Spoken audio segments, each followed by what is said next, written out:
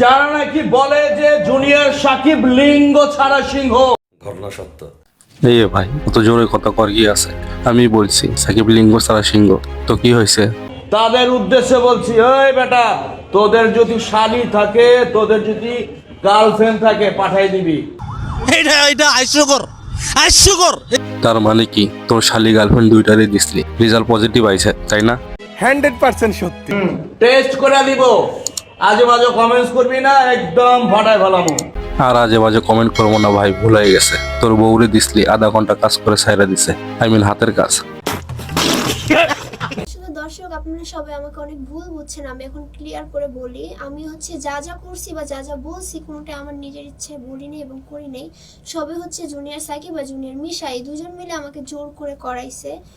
তুমি তো কচি খুকি, 11 বছরের শোভা, কিছু বোঝো না। সবাই হচ্ছে যারা যারা দেখছেন ভিডিওগুলো, আমাকে সবাই ক্ষমা করে দিবেন। আচ্ছা ঠিক আছে, ক্ষমা করে দিলাম। সাকিবের কাছে কেউ টিকতে পারবে না, কারণ সাকিব টুনটুনি ছাড়া। ঘটনা সত্য। মানে আমি বুঝলাম না এই নিউজটা মানে কেন করলো, মানে কি চিন্তা করে করলো। কেন নিউজে তো কোনো কিছু মিথ্যা বলে নাই, তোমার তো জলে কেন? তারা কি শুধু টিকটকের লোগোটা মানে দিতে পারলেই ফেমাস হয়ে যাবে এরকম কোনো কিছু? ও আচ্ছা, তুমি হয়তো নিউজটা দেখো নাই। এই শিশু নিজের মুখে স্বীকার করছে যে টিকটক থেকে তাদের সম্পর্ক হয়েছে। কিভাবে পরিচিত ছিল? টিকটকে।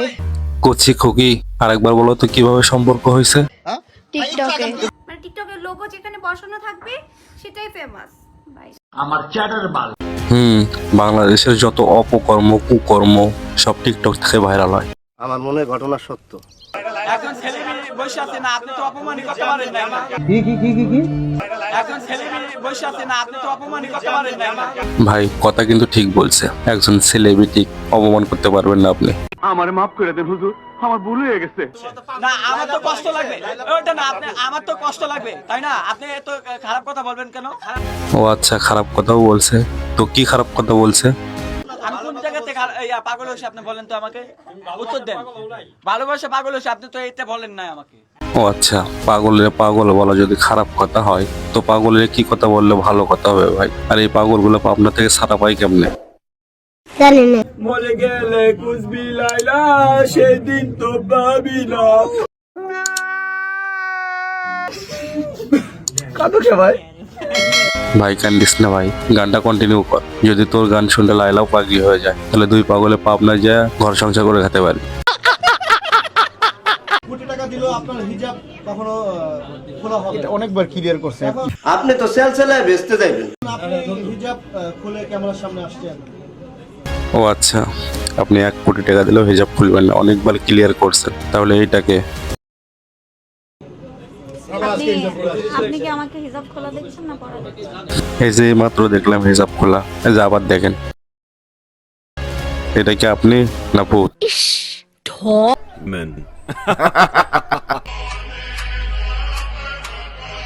ব্রো, জীবনে টাকা কামাও, মেয়েরা হিরো চায় না, মানি চায়। কথা সত্য, কিন্তু সব মেয়ে না।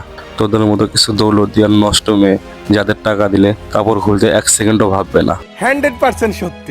ভালো হয়ে যা, এখনো সময় আছে। গাইস, মরার ওপর খাড়ার ঘা কথাটা জীবনে অনেকবার শুনছেন, ফার্স্ট টাইম দেখে যান।